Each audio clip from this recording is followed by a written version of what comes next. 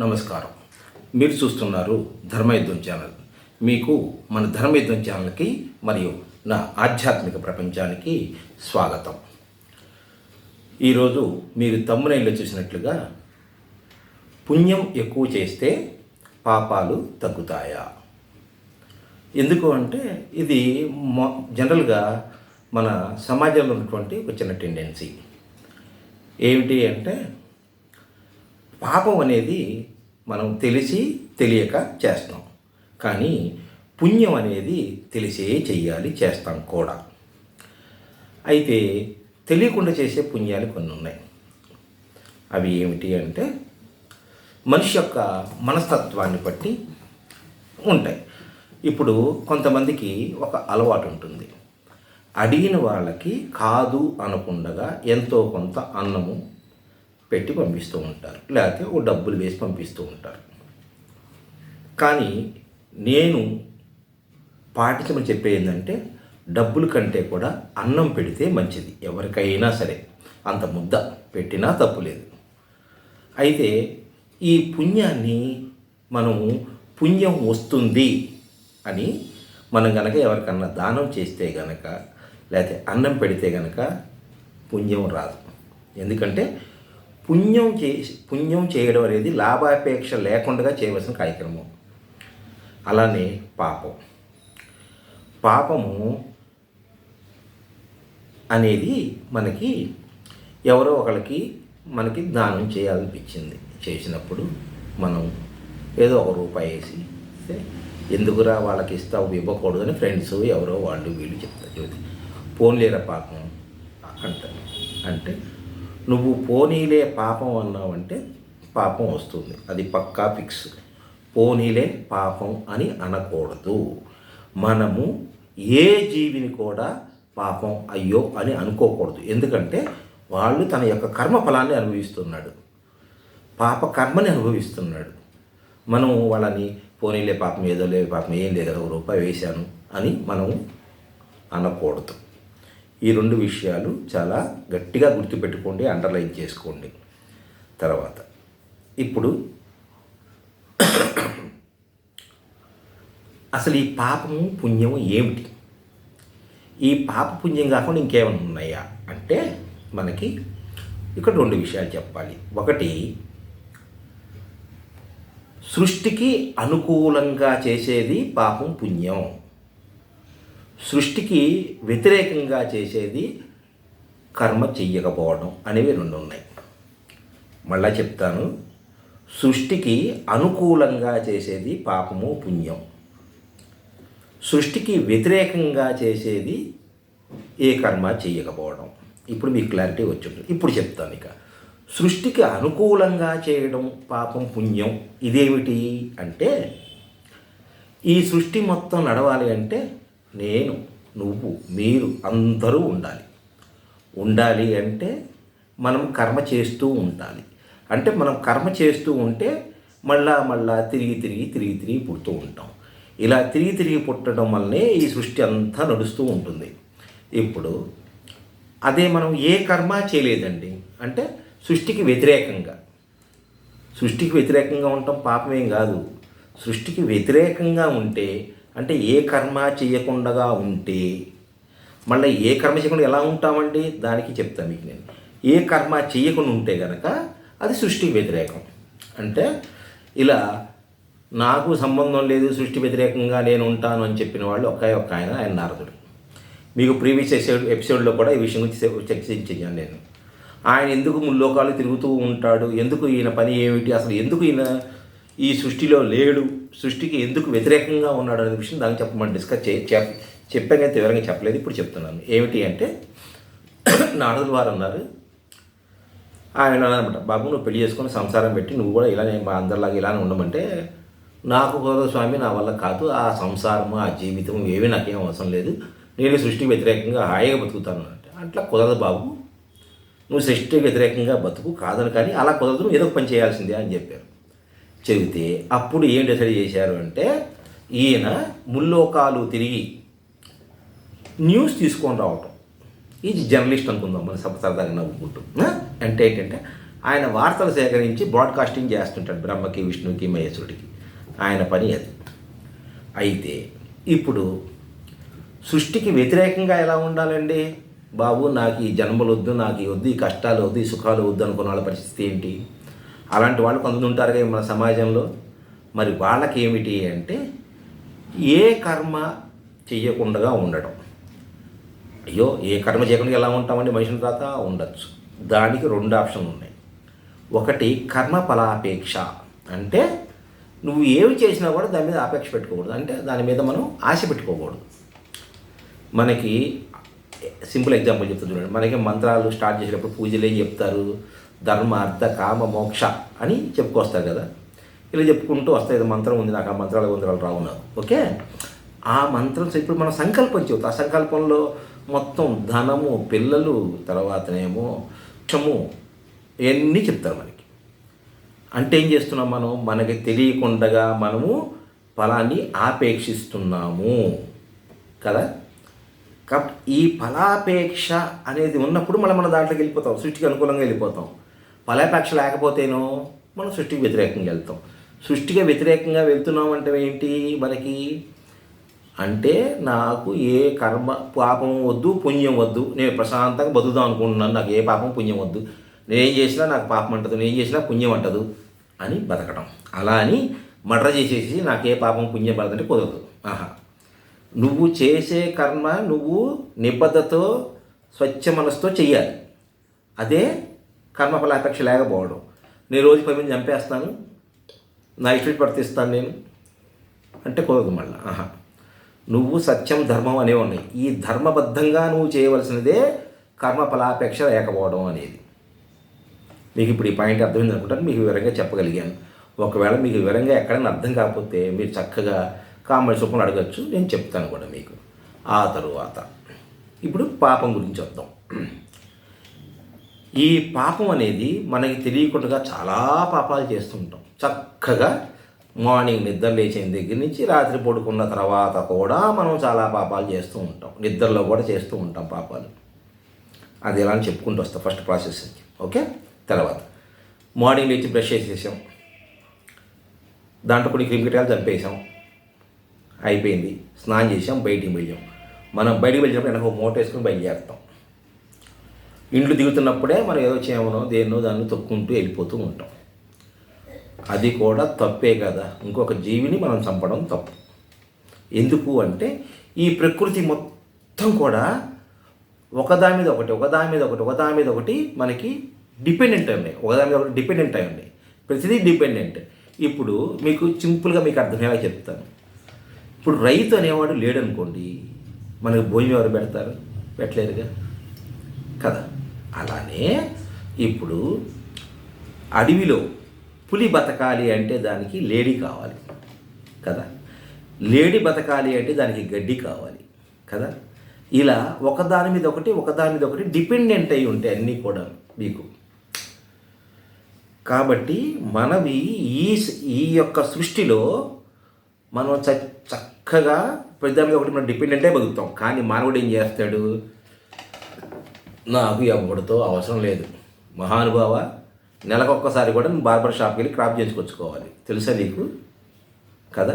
అంటే నువ్వు డిపెండెంట్ అయ్యి ఉన్నావు వాడి మీద. నువ్వు వాడికి డిపెండెంటే నువ్వు కదా. మరి వాడి సంపాదన వాడిది, నీ కష్టం నీది. అలా ప్రతిదీ కూడా డిపెండెంట్ అవ్వడం వలన ఈ సృష్టి నడుస్తుంది. మీకు ఇంకో సింపుల్ ఎగ్జాంపుల్ చెప్తాను. మనం వింటూ ఉంటాం కొంతమంది దగ్గర, ఏదైనా డిసిప్లిన్ ఉండాలండి, డిసిప్లిన్ లేకపోతే కష్టం అండి అంటూ ఉంటారు. అంటే ఇది నేను నెగిటివ్గా చెప్పట్లేదు, ఒక పాజిటివ్గా చెప్తున్నాను మీకు అర్థమయ్యేటట్టు. నిజంగా మీరు చూడండి, అందరూ డిసిప్లైన్డ్గా ఉంటే సమాజం ఏమవుతుంది తెలుసా? అల్లకల్లోలం అయిపోతుంది సమాజం. మీకు తెలుసా? ఇలా చెప్తానండి. ఇప్పుడు డిపెండెంట్, అదే సరే డిసిప్లైన్డ్గా ఉండడం అనేది గురించి.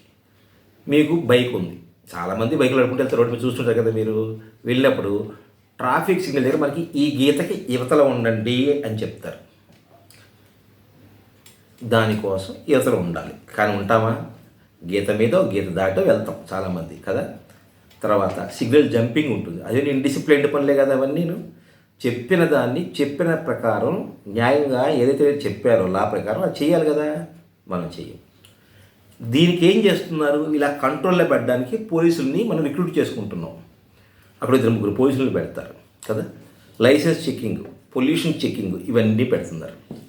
అదే అందరూ డిసిప్లైన్డ్గా ఉండి అన్నీ మనకి కావాల్సిన లైసెన్సు, ఆర్సీలు, తర్వాత పోలీస్ సర్టిఫికెట్లు అన్నీ పెట్టుకున్నాం అనుకోండి, ఇక పోలీసులతో పని ఉంది ఉండదుగా.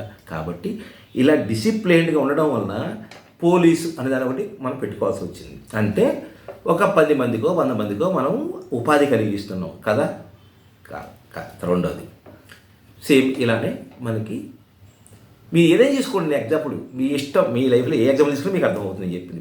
ఇప్పుడు రైల్వే స్టేషన్ ఉంది, రైల్వే స్టేషన్లో టికెట్ కలెక్టర్ కదా, టికెట్ కలెక్టర్ ఉంటాడా, మళ్ళీ దీనికి మళ్ళీ సంబంధించిన వాళ్ళందరూ మళ్ళీ ఆయన సపోర్టింగ్ స్టాఫ్ ఉంటారా. ఎంత ఎందుకుంటున్నారు, డిసిప్లైన్డ్గా ఉండకపోవడం వల్ల. అంటే టికెట్ తీసుకొని ట్రైన్ ఎక్కితే ప్రాబ్లం ఏముంది, లేదు కదా. అప్పుడు అలాంటప్పుడు ఇంకా టీసీలతో పని ఉండదు కదా. ఇలా మనం డిసిప్లైన్డ్గా ఉంటే దీన్ని మనం ధర్మం అని కూడా తీసుకోవచ్చు. మనం ఒక పాయింట్ ఆఫ్ వ్యూలో ఉంటే కనుక ఏమవుతుంది, సమాజంలో నిరుద్యోగం పెరిగిపోతుంది కదా. ఇప్పుడు మీ ఇంటి చెత్త వేయద్దు అన్నారు, అందరూ చెత్త వేస్తే ఊడ్చేవాళ్ళు కావాలి. దానికి మున్సిపల్ కార్పొరేషన్లు వాళ్ళు మనుషులు ఊడ్చేవాళ్ళు పెడతారు. ఎవరికి వాళ్ళు చెత్త వేయకుండా చెత్త తీసుకెళ్ళి ఒక డబ్బాలో వేసుకొని పెట్టుకొని ఆ డబ్బాని వాళ్ళు తీసుకెళ్ళిపోయారనుకోండి, చెత్తను కలెక్ట్ చేసుకొని తీసుకెళ్ళిపోయారనుకోండి, అప్పుడు ఏమవుతుంది, ఈ ఊడ్చే వాళ్ళందరికీ కూడాను మీకు ఎంప్లాయ్మెంట్ ఉండదు కదా. ఇలా ఇదంతా ఎందుకు చెప్పానంటే మీకు పాపం గురించి చెప్పుకొచ్చాను. ఇప్పుడు మళ్ళీ దాంట్లో కదా సబ్జెక్ట్. ఇది మీకు క్లియర్గా అర్థమైంది అనుకుంటాను నేను చెప్పిన పాయింట్ ఆఫ్ వ్యూ. ఇప్పుడు ఈ పాపం అనేది మనం తెలియకుండా చేస్తున్నాం కదా, అదే డిస్కస్ చేస్తున్నాం ఇందాక. పాపం అనేది తెలియకుండా చేసేది. మార్నింగ్ మనం ఆఫీస్ భుజాన సంచి వేసుకొని వెళ్తాం కదా, అలానే ఇది కూడా ఒక సంచి వేసుకొని వెళ్తాం. ఏం చేస్తాం, రోజు చేసిన పాపాలన్నీ కూడా దీంట్లో మూటలో పడుతూ ఉంటాయి. ఇప్పుడు మీరు చూస్తూ ఉంటారు, ఈ గుట్కాలు తినేవాళ్ళు వాళ్ళు బైకి దూరుకుంటూ ఊపుకుంటూ వెళ్తుంటారు. వాళ్ళు ఏం చేస్తారు, అలా ఊసినప్పుడు వాడి మీద ఏదో చినుకో ఏదో పడుతుంది వాడి మీద, వాడు ఎంతో బాధపడతాడు. కానీ వీడు తెలుసా బైక్ తెలియవాడికి తెలియదు. అంటే వీడు పాపం చేసినట్టే కదా. మనస వాచ కర్మణ ఎవరిని కూడా మనం ఏమీ అనకూడదు. అన్నాము అంటే మనం పాపం చుట్టుకున్నట్టే. ఇలా నువ్వు ఆఫీస్కి వెళ్ళినప్పుడు ట్రాఫిక్లో విసుకొచ్చి చిరాకు వచ్చేసి నువ్వు ఆఫీస్కి వెళ్ళగానే ఆఫీస్ మీద కనిపించాడు, వాడిని పరుషంగా మాట్లాడావు, పాపం చేసావు కదా. ఇందాక బండి మీద వెళ్తున్నప్పుడు ఓ పాపం చేసావు, ఇప్పుడు ఆఫీస్లో తిట్టే పాపం చేసావు. ఇలానే ఆఫీస్లో ఎవడి మీద కై బుయ్యని అది చేసావు, పాపం వాడు ఏ తప్పు ఉండదు. ఇలా మనకి తెలియకుండా రోజుకి ఏదో చేస్తాం. విసుకొచ్చి అన్నం సగం పడేసాం, పాపమే. అన్నం అనేది అన్నపూర్ణమ్మ. కాబట్టి మనం ఇలా తెలియకుండా బోల్డన్ని పాపాలు చేసి మూటేసుకుంటూ ఉంటాం.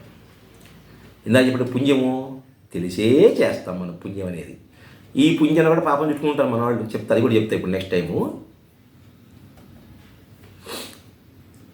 ఎందుకు డీటెయిల్గా చెప్పాల్సి వస్తుందంటే అర్థం కావడం కోసం. మళ్ళా రెండోసారి ఈ చాప్టర్ నేను మళ్ళా చెప్తా అనుకోవడం కోసం మీకు దీంట్లోనే మొత్తం క్లారిటీ ఇచ్చేస్తున్నాను మీకు నేను. అది తర్వాత మీకు పాపం అనేది తెలియకుండా పెరిగిపోతుంది, పుణ్యం అనేది తెలియకుండా కరిగిపోతుంది. మీరు చూడండి, కావాలంటే మనం వింటూ ఉంటాం, మా ఆయన మొన్నటిదాకా చాలా కష్టాలు పడ్డారండి, ఇప్పుడేంటి పాపం ఆయన కోలుకున్నారు. ఎలా కోలుకున్నారు తెలుసా నీకు? పుణ్యాన్ని విత్డ్రా చేసేస్తున్నారు. నువ్వు డిపాజిట్ పెట్టిన ఒక పుణ్యం డిపాజిట్ ఉంటుంది కదా, దాన్ని విత్డ్రా చేసుకుంటూ ఉంటే నీకు అది పుణ్యం అనేది కూడా నీకు ఈ సంపద రూపంలో వస్తూ ఉంటుంది. పాపం అనేది కష్టాలు తెచ్చిపెడుతూ ఉంటుంది, పుణ్యం అనేది నీకు సంపదని పెంచుతూ ఉంటుంది. అదే సింపుల్ లాజిక్. సడన్గా ఒకళ్ళకి ధనం పెరిగిపోయింది అంటే నువ్వు విత్డ్రా చేసేసుకున్నావు భయ్యా, ఇక అంతే కథ. కష్టాలు పెరిగినాయండి నాకు అంటే నీకు కష్టాలు ఉట్టిగా పెరవు. నీకు ఎప్పుడైతే ఈ గ్రహస్థితి మారుతుందో ఆ గ్రహస్థితి అప్పుడు ఈ పాపం అటాచ్ అవుతుంది. అటాచ్ అయినప్పుడు నీకు కష్టాలు స్టార్ట్ అవుతాయి, అంతే కదా. ఇప్పుడు శని అర్ధాష్టమ శని అని ఇప్పుడు మనకు చాలా చెప్తూ ఉంటారు ఇవన్నీ కదా. అయితే ఆ టైంలోనే పాపాన్ని విత్డ్రా చేసుకుంటూ ఉంటావు. పాపాన్ని విత్డ్రా చేసుకుంటే ఏమవుతుంది, నువ్వు దాన్ని అనుభవించాల్సి వస్తుంది పాపాన్ని. కాబట్టే పాపం అనేది పుణ్యం అనేది రెండు విత్డ్రా చేసుకుంటూ ఉంటాం. తర్వాత ఇప్పుడు ఇంకొక విషయం ఉంది ఇంట్లో. ఏమిటి అంటే, నువ్వు పుణ్యాన్ని దానం చేయొచ్చు కానీ పాపాన్ని దానం చేయలేవు. ఎందుకంటే ఎవడు తీసుకోడు. పుణ్యం అంటే తీసుకుంటాడు కానీ పాపం అంటే ఎవడు తీసుకుంటాడా? ఎవడు తీసుకోడు. మన వాళ్ళు ఇంకొకరు ఇంట్లో కూడా మనకు చాలామంది చుట్టాలు అట్లా ఉంటారు. పాపం ముసలి వాళ్ళు అంటుంటారు, కొంచెం ఈ పని చేసి పెట్టినా నీకు పుణ్యం అంటారు కదా. ఇది ఈ పుణ్యం అనేది మనం తెలిసి చేస్తున్నాం, ఇక్కడ పాపం అనేది తెలియ చేస్తున్నాం. కాబట్టి ఈ విత్డ్రాల్ సిస్టమ్ ఏదైతే ఉందో రెండు కూడాను అన్నీ చేసుకుంటేది మనమే. దేవుడికి ఈ సంబంధమే లేదు. తలరాత అని చెప్తూ ఉంటాం. తలరాత అనేది నిజంగా ఉందా చెప్పండి? చెప్తాను. ఏమిటి అంటే, పూర్వం రోజుల్లో, పాత రోజుల్లో చదువుకున్న వాళ్ళు చాలా తక్కువ ఉండేవాళ్ళు. అయితే మనకి కర్మ సిద్ధాంతం అనేది ఒకటి ఉంది కదా. ఈ కర్మ సిద్ధాంతం అంటే ఈ పాపం పుణ్యం కానీ కర్మ సిద్ధాంతానికి సంబంధించిన విషయం ఇది అంతా చెప్తే ఆ రోజుల్లో పాపం అమాయకమైన జనానికి ఎట్లా అర్థమవుతుంది? ఏముండదు కదా. అందుకని చెప్పేసంటే తలరాతరా భయ్ అని చెప్పేసి, అంటే మీ తలరాత ఇంతేరా నాయన అంటే ఒక మాట అయిపోయింది. అంటే దానికోసం ఏం చేశారంటే, బ్రహ్మదేవుడు తలరాత రాస్తాడు అని ఒకటి చెప్పేశారు.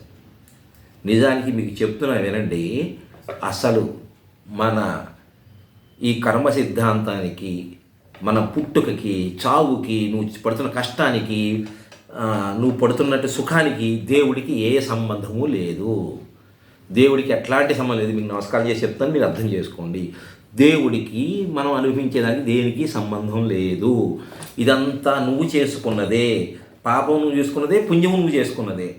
ఈ పాప పుణ్యాలు నీ డిపాజిట్ ఉన్నంతకాలం నువ్వు పుడుతూ చస్తూ ఉండాల్సిందే. ఇంతకంటే వేరే ఆప్షన్ లేదు.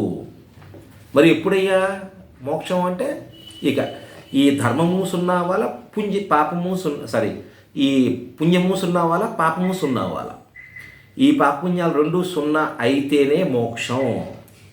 దానికోసం నువ్వు 1,90,00,000 జన్మలు ఎత్తాల్సిందే, తిరుగులేదు.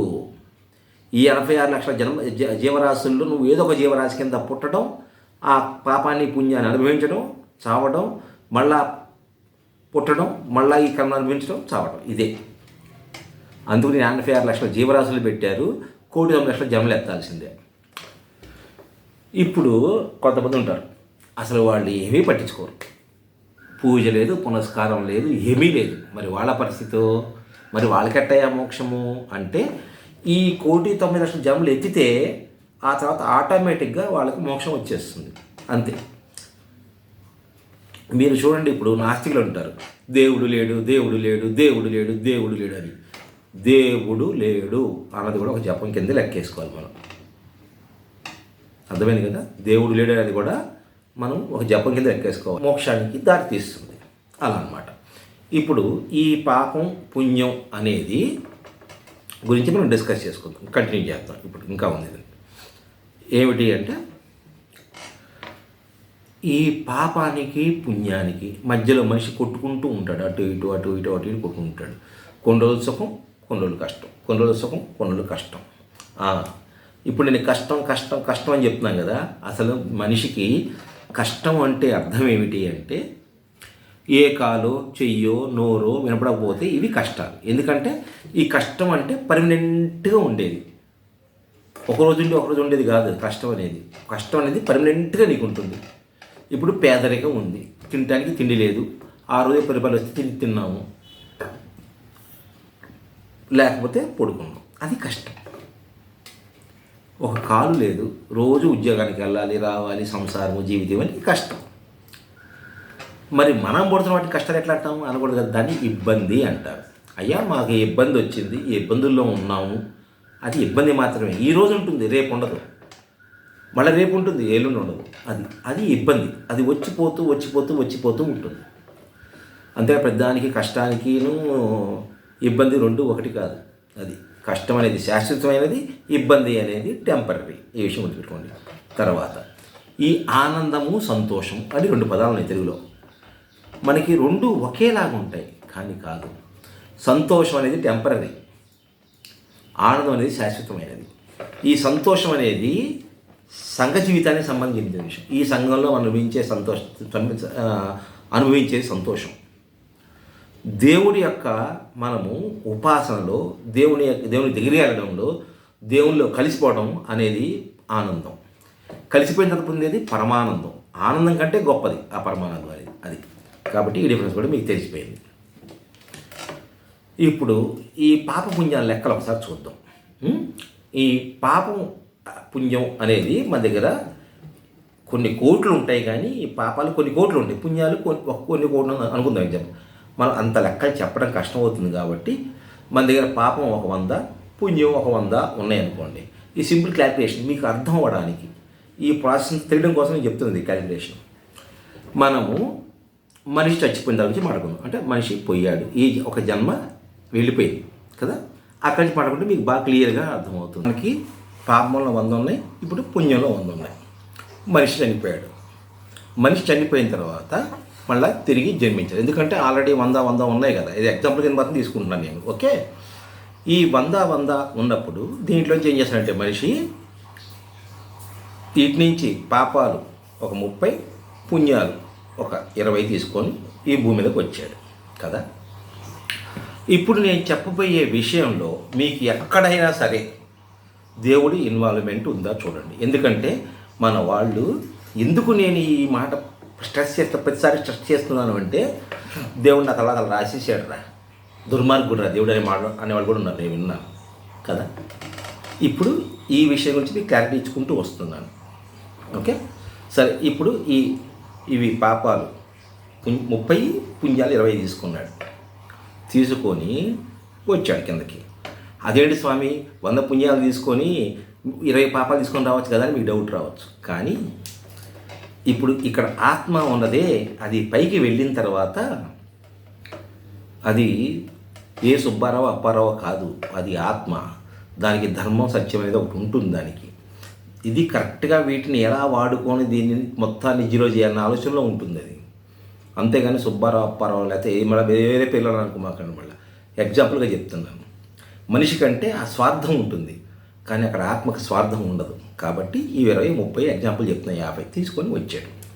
ఇంకా రాలేదు, తీసుకున్నాడు. తీసుకున్న తర్వాత ఇప్పుడు ఈ 30 పాపాలు అనుభవించాలి అంటే, 20 పుణ్యాలు అనుభవించాలి అంటే తనకి ఇప్పుడు ఒక తల్లి యొక్క గర్భం కావాలి అంటే ఈ పాపాల్లో అనుభవించడం అనేది ఎలా ఉంటుందో చెప్తానండి. ఒక ఎగ్జాంపుల్ కింద చెప్తే మీకు అర్థమవుతుంది చాలా క్లారిటీగా. ఇప్పుడు ఈ పూర్వజన్మలో ఎవరో ఉన్న ఒక స్నేహితుడో, తమ్ముడో, అన్నో, ఎవరో ఒకళ్ళు, బాబాయో, వీడు రుణపడి ఉంటాడు ఈ జీవి. అంటే ఇప్పుడు ఈ యొక్క మనిషి పూర్వజన్మలో ఉన్న ఈ బాబాయ్, అన్నయ్య, తమ్ముడో, చెల్లో ఎవరో వాళ్ళు ఏ సంఘంలో పుడతారో చూసుకుంటాడు. వాడు ఆ సంఘంలోనే పుట్టాలి. పుడితే లేదా మిగతా స్నేహితులు కానీ మిగతా బంధువులు కానీ ఎవరికైనా సరే ఇతను రుణపడి ఉంటే గనక వాళ్ళు కూడా ఆ సంఘంలోనే పుడతారు అందరూ కలిసి. కాబట్టి ఇప్పుడు ఆ తల్లి గర్భం తీసుకున్నప్పుడు ఎలాంటి గర్భం తీసుకుంటాడు? ఫర్ ఎగ్జాంపుల్ వాడు చాలా పేద కుటుంబంలో గవర్నమెంట్ స్కూల్లో చదువుకోవాలనుకుందాం ఎగ్జాంపుల్. అప్పుడు అలా పుట్టాలి అంటే గనక తల్లి గర్భంలో పుట్టాలి అంటే బాగా డబ్బులున్న వాళ్ళ ఇంట్లో పుడితే వాడికి ఆ కర్మ తీరదుగా. గవర్నమెంట్ స్కూల్కి వెళ్ళడుగా, వాళ్ళే ప్రైవేట్ స్కూల్లో మంచి డబ్బులున్న స్కూల్లో వేస్తారు. కాబట్టి వాడు ఒక పేద తల్లి గర్భంలో ఆ గర్భాన్ని తీసుకోవడానికి ఒక 3 జంటలను ఎంచుకుంటాడు. అంటే ముగ్గురు తల్లుల్ని ఎంచుకుంటాడు. ఎంచుకుని వాళ్ళల్లో ఎవరి యొక్క గర్భం ద్వారా అంటే ఆమె కడుపును పుడితే తన కర్మలు తీరుతాయో ఆ తల్లిని ఎంచుకొని ఆ తల్లి గర్భంలోకి వస్తాడు. ఎప్పుడు వస్తాడు అంటే మళ్ళీ ఇంకో సిచ్యువేషన్ ఉంది. ఏమిటి అంటే ఆ కర్మలు అనుభవించాలంటే నీకు గ్రహస్థితి కావాలిగా. సో ఆ గ్రహస్థితి ఏర్పడే వరకు వెయిట్ చేయాలి. అంటే ఈ గ్రహస్థితిలో పుట్టిన వాడికి జన్మ ఇలా ఉంటుందని మనం వింటూ ఉంటాం. ఆల్రెడీ చాలా చోట్ల చెప్తుంటారు మనకి, వారాఫలాల్లో లేకపోతే పెద్ద సిద్ధాంతులు చెప్తూ ఉంటారు. కాబట్టి ఏం చేస్తారంటే ఆ యొక్క గ్రహస్థితి వచ్చే వరకు వెయిట్ చేస్తాడు. ఆ గ్రహస్థితిలో అంటే కాబోయే తల్లి యొక్క గర్భంలో 6వ నెలలో ప్రవేశిస్తాడు. అర్థమైంది కదా? ఎమ్మటే పిండం ఏర్పడంగానే రాడు.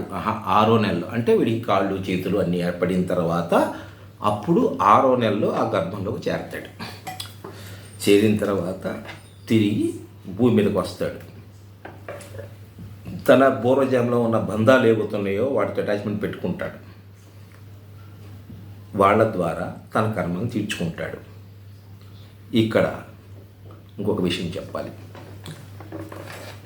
నీకు పుట్టబోయే పిల్లలు కానీ లేకపోతే బంధువులు కానీ ఎవరైనా సరే, భార్య కూడా పూర్వజన్మలో నీకు బాగా స్నేహం చేసిన ఆవిడైతే కనుక ఈ జన్మలో తను మళ్ళా ఆ యొక్క రుణాన్ని తీర్చుకోవడం కోసం నీకు భార్యగా వస్తుంది. కొడుకు అనేవాడు పూర్వజన్మలో నువ్వు దాచుకున్న డబ్బుల్ని తన దగ్గర పెట్టుకుంటే నువ్వు అనుకోకుండా మరణిస్తే ఆ డబ్బుల్ని ఇవ్వడానికి తిరిగి మళ్ళీ పుట్టచ్చు. లేదా నువ్వు ఆయనకు అప్పు ఉంటే కనుక ఆ అప్పును తీసుకోవడానికి మళ్ళా నీకు కొడుకు రూపంలో పుడతాడు. అది సంగతి. కాబట్టి ఏ బంధమైనా ఏ అటాచ్మెంట్ అయినా సరే నీకు పూర్వజన్మానుసారం వచ్చేది మాత్రమే. ఇక్కడ ఎక్కడైనా దేవుడు ఇన్వాల్వ్ అయ్యాడా? మీకు లేదు కదా. ఓకే. ఇప్పుడు ఇలా పుట్టిన తర్వాత తన భార్యగా ఎవరైతే వచ్చారో ఆవిడ సంతానం చేస్తే ఆ కొడుకులు ఎవరైనా చెప్పిన ఎగ్జాంపుల్ ఆ కొడుకులు రూపంలో పుట్టి ఒకవేళ నువ్వు అప్పు తీర్చాల్సి ఉందనుకో ఆ కొడుక్కి తీర్చి ఏం చేస్తారంటే ఏమవుతుంది అంటే కొంతమంది తన రుణాన్ని తీర్చుకొని వెళ్ళిపోతారు వాళ్ళు. అందుకే చూడండి కొంతమందికి పిల్లలు పుట్టంగానే చనిపోతారు. ఎందుకు చనిపోతారంటే వాడు ఈ వీడికి దగ్గర వీడి పెట్టుకున్న అప్పు ఏది ఉందో అప్పు తీసుకొని వెళ్ళిపోవాలి. ఏం చేస్తాడు? పిల్లలకి పాపం ఒంట్లో బాగుండకపోతే హాస్పిటల్లో జాయిన్ చేస్తారు. పాపం వాడు అలానే ఆ హాస్పిటల్లో ఇంత బిల్లు అవుతుందో 1,00,000 2 లక్షల బిల్లు అవుతుందో అవగానే పాపం వాడు చనిపోతాడు.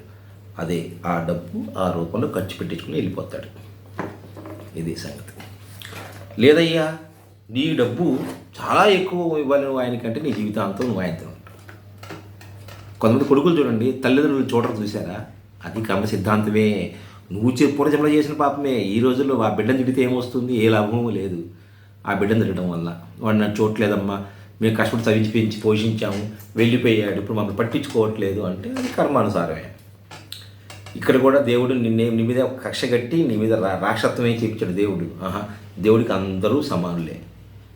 కాబట్టి ఇప్పుడు ఇది తెలుసుకుందాం. ఇప్పుడు ఈ కర్మంతా అనుభవించేసి మళ్ళా వెళ్తాడు. ఎట్లా వెళ్తాడు? మళ్ళా ఈ జన్మ చేసిన పాప పుణ్యాలని మళ్ళీ మూట వేసుకొని మళ్ళా వెళ్తాడు. ఇప్పుడు పాపాల్లో మనకి 70 మిగిలినాయి, పుణ్యాల్లో 80 మిగిలినాయి. ఇప్పుడు మళ్ళీ 100 వేసుకొని పైకి వెళ్తాడు. 100 వేసి పైకి పోతాడు. అంటే అప్పుడు ఇవంత అయినాయి 180 అయినాయి. ఇవి ఎంత అయినాయి 170 అయినాయి. ఇప్పుడు మళ్ళా తీసుకుని మళ్ళా వస్తాడు. ఇదే ప్రాసెస్. ఇదే ప్రాసెస్. మీరు ఒకటి గుర్తుపెట్టుకోండి. నేను రోజు దేవుడి దండం పెట్టుకుంటానండి, రోజు దీపారాధన చేస్తానండి, రోజు పూజ చేస్తానండి, నా పుణ్యం ఎక్కువ వస్తుంది అంటే లాభం లేదు. ఎందుకంటే నీకు ఎంత పుణ్యం వచ్చినా డిపాజిటే. నువ్వు పాపం చేయకపోతే కానీ పాపం అలానే ఉంటుంది, పాత డిపాజిట్ అలానే ఉంటుంది. కానీ ఎప్పటికైనా సరే ఈ పాపం 0 అయిపోయినా సరే నువ్వు పుణ్యం తీసుకొని మళ్ళీ రావాల్సిందే. పుణ్యం మిగిలిపోయింది నేను రాను అంటే కుదరదు అక్కడ. కాబట్టి ఈ సంఘంలో ఉన్న ఈ యొక్క థింకింగ్ మీరు తెలుసుకోవాలి, కొంచెం మార్చుకోవాలి. పుణ్యం ఎక్కువ చేయడం వలన నీకు పుణ్యం రావడం వల్ల ఏ ఉపయోగం లేదు. పుణ్యం ఎక్కువ ఉండడం వల్ల 2 లాభాలు. 1 సంపద, 2 జ్ఞానం. అంతే.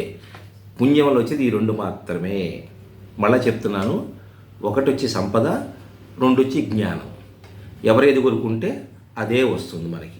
కాబట్టి పుణ్యం ఎక్కువ చేయడం వలన పాపాలు తగ్గుతాయి అనుకోలేదు, పాపాలు ఎక్కువ చేయడం వల్ల పుణ్యం కూడా తగ్గదు. ఇదే డిపాజిట్కి ఆ డిపాజిటే. ఇప్పుడు మీకు ఫర్ ఎగ్జాంపుల్ ఒక కథ చెప్తానండి. రావణాసుడు ఎంతో భక్తి చేసి ఎంతో సాధన చేసినవాడు, ఉపాసన చేసినవాడు శివుణ్ణి. ఎంత ఉపాసన అంటే సశరీరంతో కైలాసం కూడా వెళ్ళి ఆయన ఆత్మలింగం కూడా తెచ్చుకున్నాడు. అంత ఉపాసకుడు ఆయన. కానీ మరి ఎందుకు ఆయనకి మోక్షం రాలేదు రావణాసురుడికి తెలుసా మీకు? ఇదే. ఏమిటి అంటే చేసిన ఒకే ఒక్క మహాపాపం. ఏమిటి అంటే ఆయన రోజు పూజించేది లక్ష్మీదేవినే. ఆయన ఇంట్లో ఉన్న పూజ గదిలో తెచ్చింది ఎవరిని? లక్ష్మీదేవిని తెచ్చాడు కదా. లక్ష్మీదేవి నన్ను పెళ్లి చేసుకో అంటున్నాడు ఇక్కడ. లక్ష్మీదేవిని అక్కడ పూజ చేస్తూ ఉంటాడు రోజు ఆయన కదా. ఎలా అది. కాబట్టి చివరికి రావణాసురుడు చనిపోయిన తర్వాత పార్వతీ అమ్మవారు అడుగుతుంది శివుణ్ణి, స్వామి ఇంత నిష్ఠాగరిష్ఠుడు, ఇంత ఉపాసకుడు కదా, చేసిన ఒక్క తప్పు కోసం మీరు ఎందుకు ఆయన క్షమించేరు అని అడిగితే అప్పుడు శివుడు చెప్తాడు, వసే పిచ్చిదానా అంటే వాళ్ళు కాబట్టి నేను అన్నది కాదని, అది మామూలుగా చెప్తున్నాను. ఏమిటి అంటే రావణాసురుడు నిష్ఠాగరిష్ఠుడు, ఉపాసకుడే, ఓకే. కానీ చేసిన పాపం ఏంటంటే సాక్షాత్తు లక్ష్మీదేవిని తీసుకొని వచ్చి ఎట్లా తెచ్చాడు? ఒక సాధువు రూపంలో తెచ్చాడు. సాధువు రూపంలో నువ్వు మోసం చేసినట్టేగా. అంటే సాధువులందరూ నువ్వు అలా చేసావు కదా. నువ్వు సాధువులందరూ కూడా ఇప్పుడు ఫర్ ఎగ్జాంపుల్ ఎక్కడో అమెరికాలో ఎక్కడో జరిగిందండి, ఒక ఇండియన్ ఏదో చేశాడు, రేపు పొద్దున్న ఏమంటారు? ఇండియన్స్ అంతా ఇంతే అంటారు కదా. అట్లానే ఈ రావణాసుడు సాధువు రూపంలో వెళ్ళి, ఒక ఋషి రూపంలో వెళ్ళి భిక్ష అడుక్కుంటాడు. దానికి శివుడు అంటాడు, వాడు రాక్షసుడు కాబట్టి, సరే వాడు మనస్తత్వం అంతే కాబట్టి వాడు రాక్షసుడు కాబట్టి వాడు రాక్షసుడి రూపం వెళ్ళి భిక్ష అడిగినా కూడా నేను సమర్థించేవాడిని. కానీ వాడు ఏం చేశాడు? ఒక ఋషి రూపంలో, సాధువు రూపంలో వెళ్ళి భిక్ష తీసుకున్నాడు, అది తప్పు, అందుకనే ఈ శిక్ష అని చెప్తాడు. కాబట్టి ఏమిటంటే మీరు చూస్తూనే ఉంటారు సమాజంలో ఎంతోమంది సిద్ధులమని, ఏమంటారు వాళ్ళని, అది చెప్పారబ్బా, సిద్ధ పురుషులని. అంటే సిద్ధులు సంపాదించుకోవడం అంటే అది గొప్ప విషయమా? ఉపాసన చేసే ప్రతి వాడికి సిద్ధులు వస్తాయి, వాళ్ళవి బోర్డెట్టుకుని తిరగకూడదు అట్లా. అసలు నిజమైన ఉపాసకుడు సిద్ధులు అనేవి వచ్చినప్పుడు వాటిని పక్కన పడేస్తాడు, పట్టించుకోడు వాటిని. అసలు ఎంత లేఖితనం అంటే ఉపాసనలో ఈ బయట సిద్ధపురుషులు తిరిగేవాళ్ళు తెలిసిన వాడు నవ్వుకుంటాడు. బయట సమాజంలో అంటే పాపం జనాలు ఏముంది, వాళ్ళకి ఏమైనా లాభం ఉంటే వాళ్ళ దగ్గరికి వెళ్తే నాకు ఏమైనా లాభం వస్తుంది, సరిగ్గా బతుకుతా అనుకుంటారు. కానీ సిద్ధులు అనేవి తీసి నీచం అని కానీ పక్కన పడేస్తారు. వాడితో నాకు పని లేదురా నీతో అంటారు. ఎందుకంటే అది ఉంటే వీటి సాధన సాగదు. సిద్ధులు ఉండడం వల్ల నీ సాధన సాగదు. నీ సాధన సాగకపోతే ఎట్లా? రేపొద్దు నువ్వు గట్టెక్కాలి కదా. ఈ జీవితానికి గట్టెక్కాలి నువ్వు. లేదంటే నేను 1,96,00,000 జన్మలు, 95 లక్షల జన్మలు ఎత్తానంటే ఎత్తుకో కూర్చొని. అప్పుడు దాకా అంత టైం ఓపిక ఉండొద్దు అందరికీ. ఎందుకు ఏదో జీవితం అనిపిస్తూ ఉంటుంది మనకి, కష్టాలు చూపించలేక కదా. అవసరమా? ఈరోజు మనకి 1వ తారీఖు జీతాలం కానీ విపరీతమైన సంతోషం, 5వ తారీఖులో అంత జీవం ఖాళీ అయిపోతుంది. మళ్ళీ 5వ తారీఖు నుంచి అంత దుఃఖమే. అవసరమా మనకి? 5 రోజులు సుఖము, 25 రోజులు కష్టం. అవసరం లేదు కదా. కాబట్టి ఈ ఉపాసకులు ఏం చేస్తారంటే, నాకు అవసరం లేదు రాని, నువ్వు పక్కన పడి ఉండు, అవసరం వస్తే ఎవరికైనా జనాలకి ఏమన్నా చెయ్యాలి అనుకున్నప్పుడు చేస్తాను అనుకుంటాడు. అది కూడా ఉపాసకులు ఊరికే చేసేసేరండి. సమాజంలో ఇప్పుడు చూస్తాం 10,000 ఇయ్యి, 20,000 అని. ఒక ఆయన ఉన్నాడు సమాజంలో, ఆయన బ్రహ్మజ్ఞానం నిలుపుతూ ఉంటాడు అందరికీ. డబ్బులు తీసుకుని బ్రహ్మజ్ఞానం నిలుపుతాడు. విచిత్రం. డబ్బులు తీసుకొని చెప్పేది బ్రహ్మజ్ఞానం ఎలా వస్తుంది, అవతోడికి ఎలా ఎక్కుతుందండి? ఫస్ట్ నీకంటూ కొంత నాలెడ్జ్ ఉంటే దాని మీద నువ్వు చెప్తే వాళ్ళకి అర్థమవుతుంది. అసలు ఇంకొక విషయం ఏంటంటే, జ్ఞానం అనేది మనం ఇంకొకరికి చెప్తూ ఉంటే వాళ్ళకి బోల్డెన్ డౌట్స్ వస్తూ ఉంటాయి. నువ్వు వాళ్ళకి డౌట్ లేకుండా చెప్పగలిగితే నువ్వు నిజంగా బ్రహ్మజ్ఞాని కింద లెక్కే. కాబట్టి బ్రహ్మజ్ఞానులు ఉన్నా బయటికి రారు, వచ్చేలాగా డబ్బులు తీసుకొని చెప్పరు. ఇంతటితో మన యొక్క ఈ ఎపిసోడు పుణ్యాలు చేస్తే పాపాలు తగ్గుతాయా అనేటువంటిది ఇక్కడికి సంపూర్ణం. ఎందుకంటే ఇంకా చెప్పచ్చు, ఇంకా 2 గంటలు కూడా చెప్పచ్చు కూర్చొని దీని మీద, కానీ ఇంతవరకు చాలు. కాబట్టి ఇక్కడికి సంపూర్ణం. సర్వే జన సుఖినో భవంతు. స్వస్తి.